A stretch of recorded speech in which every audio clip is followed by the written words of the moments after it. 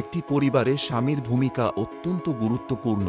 বাংলাদেশী পরিবারে একজন দায়িত্ববান স্বামী কেবল পরিবারের প্রধান নন, বরং তিনি পরিবারের মঙ্গল এবং সবার সুখ নিশ্চিত করেন। প্রথমেই দায়িত্ববান স্বামীর কিছু গুরুত্বপূর্ণ গুণাবলী নিয়ে আলোচনা করা যাক। তিনি তার স্ত্রী এবং সন্তানদের প্রতি যত্নশীল এবং সহানুভূতিশীল হন। পরিবারের সদস্যদের সমস্যাগুলি গভীরভাবে বোঝার এবং সমাধানের চেষ্টা করেন।